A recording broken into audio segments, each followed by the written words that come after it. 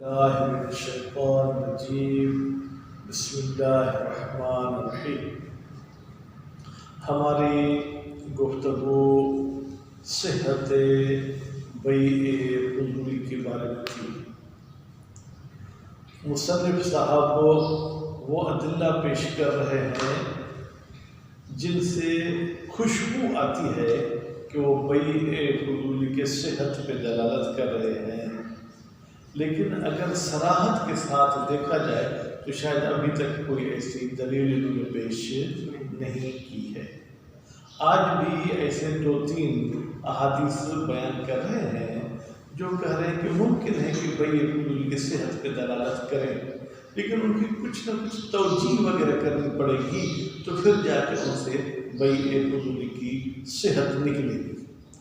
پہلی حدیث یہ ہے کہ کسی بندے نے دکاندار سے جا کے کپڑا خریدا، ٹھیک ہے، جیسے لائٹنگ وغیرہ پہ ہمیں کپڑا اچھا لگتا ہے تو جب باہر آ کے گھر پہ ہم چیک کرتے ہیں تو ہمیں وہ پسند نہیں آتا، تو یہ بندہ پھر دکاندار کے پاس گیا اور دکاندار نے کہا کہ یہ کپڑا مجھے پسند نہیں ہے، اپنا کپڑا آپ واپس لے لیں۔ دکاندار نے کہا ٹھیک ہے، میں کپڑا آپ کا تبدیل لے لیتا ہوں، لیکن پیسے کچھ کم کروں گا۔ مثلا آپ نے 100 روپے کا خریدا تھا تو ابھی 50 کم کروں گا، 50 آپ کو دوں گا۔ تو امام علیہ السلام نے کیا فرمایا؟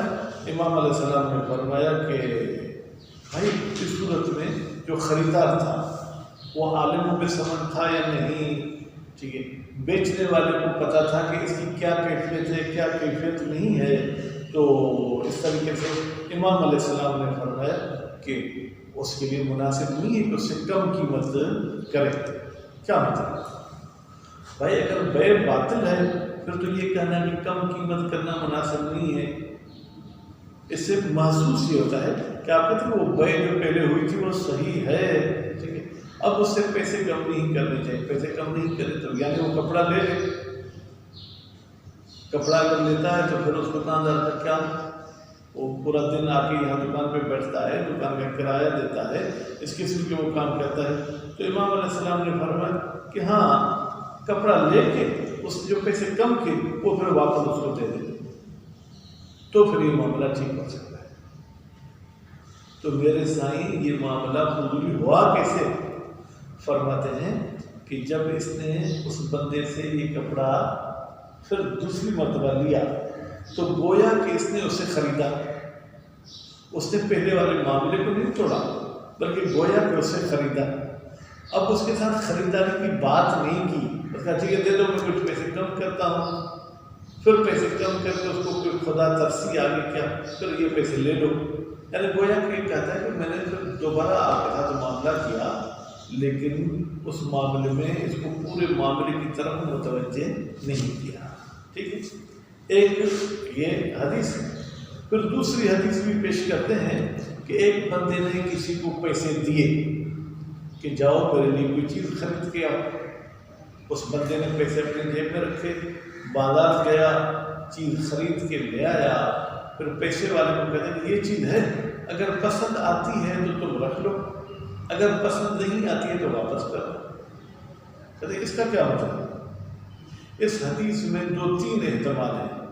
ایک احتمال یہ ہے کہ جس نے پیسے لیے تھے اس نے یہ چیز اپنے لیے خریدی تھی، جیسے کہ ہماری بحث بھی فضولی کے اسی مسئلے میں چل رہی ہے کہ مال کسی اور کا ہے، میں اپنے لیے خریدا، اس نے اپنے لیے خریدی تھی، اب پھر آ کے وہ پیسے والے کو کہتے ہیں کہ جو تمہیں چاہیے وہ رکھو اور جو نہیں چاہیے وہ واپس کرو۔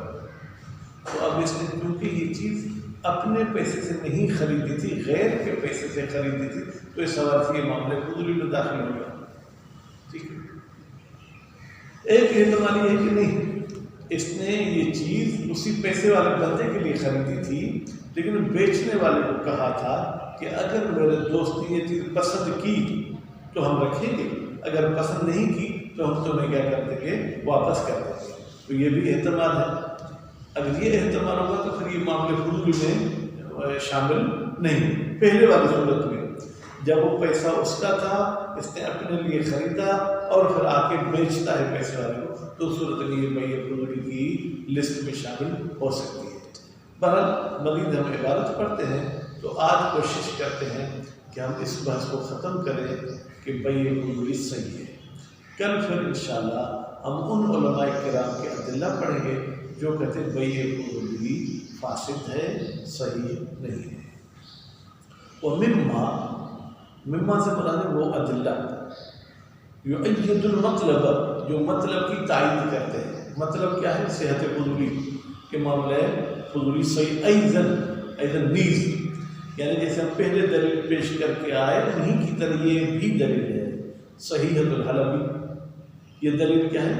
روایت صحیحہ ہے جناب حلبی صاحب کی، ان رجل یشتری ثوبا، ایک مرد کے بارے میں جو کپڑا خریدتا ہے، وَلَمْ يَشْتَرِطْ عَلَى صَاحِبِهِ شَيْئًا، صاحب پہ مانا بیچنے والا، یہ تو خریدار ہے، کہتے ہیں بیچنے والے پہ کوئی شرط نہیں کرتا کہ گھر جا کے دکھاؤں، پسند آیا تو ہم لے لیں گے، پسند نہیں آیا تو تمہیں واپس کریں گے، یا بھائی 2 دن تک مجھے سوچنے کا موقع دیں، اگر مجھے سمجھ میں آیا تو لے لوں گا، نہیں تو چھوڑ دوں گا، کچھ چیز نہیں۔ کرے بیٹا ہو کے لیے مل جائے گی سوب کی طرف، کرے ہمیں مستقل ضمیر جو جاری خریدار کا، خریدار کو وہ کپڑا پسند نہیں آیا، ثم پسند نہ آنے کے بعد رد الکپڑا، اس نے وہ کپڑا واپس کر دیا، کس پر؟ علی صاحب الکپڑا، جو کپڑے کا اصل مالک تھا یعنی بیچنے والا، فابا، تو جو بیچنے والا تھا اس نے انکار کیا، کہا کہ بھائی میں نے بیچ دیا، میں کیوں لوں؟ ان یقبلہ، قبول کرنے سے، ٹھیک ہے، اس نے انکار کیا، میں کیوں قبول کروں؟ نہیں بھائی اپنا کپڑا لے لو، الا بوضیعۃ، کہاں ایک شرط میں یہ کپڑا میں آپ سے لے سکتا ہوں، بے وضیعۃ، کچھ قیمت آپ کو کم کرنی پڑے گی۔ قالا کا فاعل کون ہے؟ امام نے فرمایا لا یصلح لہ، مناسب نہیں ہے لہو بیچنے والے کے لیے، ان یاخذ الکپڑا بے وضیعۃ، وہ کپڑا کم قیمت پہ لے، یہ ٹھیک نہیں ہے۔ فإن جہل وأخذه وباعه بأکثر، یہ چیز میں خلاصے بتانے میں بھول چکا تھا۔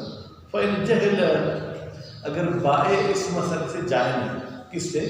کہ مجھے قیمت کم نہیں کرنی چاہیے تھی، اس نے قیمت کم کی، کپڑا بھی لے لیا، وأخذه، کپڑا لے لیا، وباع الکپڑا، پھر اس نے کپڑا کسی اور بندے کو بیچا، بأکثر من ثمنہ، پہلی والی قیمت سے زیادہ، اس سے تو 50 روپے میں کپڑا رکھا تھا، اس نے پھر وہ 100 روپے میں مثلاً بیچا، تو امام نے فرمایا یرد علی صاحب الاول ما زاد، یہ کپڑے کے پہلے مالک پر جو اضافی پیسے ہوتے ہیں وہ واپس کر دیں۔ بھائی پہلے مالک نے تو اس کو نہیں کہا تھا کہ یہ میرا کپڑا بیچنا، اس نے کہا اپنے پاس رکھو، تو اس سے پتہ چلتا ہے کہ دکاندار نے مالک کی طرف سے یہ معاملہ جو کیا ہے، یہ معاملہ گویا کہ فضولی کیا ہے۔ فإن الحکم، بتحقیق امام علیہ السلام کا حکم کرنا کس کا؟ برد ما زاد، کہ جو اضافی پیسے ہیں وہ واپس کر دو، لا ینطبق، یہ فٹ نہیں آتا ہے، بظاہر ہی، اپنے سے ظاہری حالت کے ساتھ، الا علی صحت بیع الفضولی، مگر یہ کہ ہم مانیں کہ بیع الفضولی صحیح ہے، لنفسہ، اپنے لیے، یعنی دکاندار جب کپڑا بیچ بھی رہا تھا تو اس مالک کی طرف سے نہیں بیچ رہا تھا بلکہ اپنی طرف سے بیچ رہا تھا، حالانکہ کپڑا تھا اس کا، تو گویا کہ دوسرے کی چیز اپنے لیے بیچنا صحیح ہے۔ وَيُمْكِنُ تَأْيِيدُ لَهُ أَيْضًا، اور ممکن ہے کہ تصدیق کریں لہو صحت فضولی کی ایضاً، اوپر والی حدیث کی طرح، بموثقت عبداللہ صاحب کی ایک روایت ہے جو قابل بھروسہ ہے، ان ابی عبداللہ علیہ السلام، اس نے کس سے روایت نقل کی ہے؟ ابو عبداللہ علیہ السلام سے نقل کی ہے، ان سمسار ایک شخص کا نام ہے، اس کے ذریعے نقل کی ہے، یشتری بالاجر، وہ کیا ہے؟ مزدوری پہ خریداری کرتا ہے، آپ نے اس کو 5 روپے دیے کہ جاؤ میرے لیے چائے خرید کے آؤ، وہ خرید کے آتا ہے، پھر ناصر صاحب نے ان کو 10 روپے دیے، جاؤ میرے لیے فروٹ خرید کے آؤ، وہ خرید کے لے کر آتا ہے، فَيَدْفَعُ إِلَيْهِ الْوَرَقَ، تو مالک جو خریدنا چاہتا ہے وہ دیتا ہے، ٹھیک ہے، الیہ، سمسار کو، ورق، کاغذ، بے معنی پیسے، فیشترط علیہ، پھر پیسے والا شرط لگاتا ہے سمسار کا. کس چیز کی شرط لگاتا ہے؟ انک تأتی بما تشتری، بے تحقیق تو لائے گا بما تشتری، جو چیز خریدے گا. فما شئت اخذت وما شئت ترکت، پھر جو مجھے پسند آیا وہ میں لے لوں گا، اور جو مجھے پسند نہیں آیا میں اس کو چھوڑ دوں گا. فَيَذْهَبُ لِيَشْتَرِي، پھر سمسار جاتا ہے تاکہ خریداری کرے. ثم یأتی بالمتاع، پھر سامان لے آتا ہے، خریداری کر کے آتا ہے. فَيَقُولُ، پھر سمسار کہتا ہے خُذْ مَا رَضِيتَ وَدَعْ مَا كَرِهْتَ، جس چیز پہ راضی ہے وہ تو لے لے، اور جو چیز تمہیں پسند ہے اس کو چھوڑ دے. قال لا بأس، قال کا فاعل کون ہے؟ امام. تو امام علیہ السلام نے فرمایا لا بأس، اس میں کوئی اعتراض نہیں ہے، ایسے یہ بندے کو خریداری کے لیے بھیج سکتا ہے.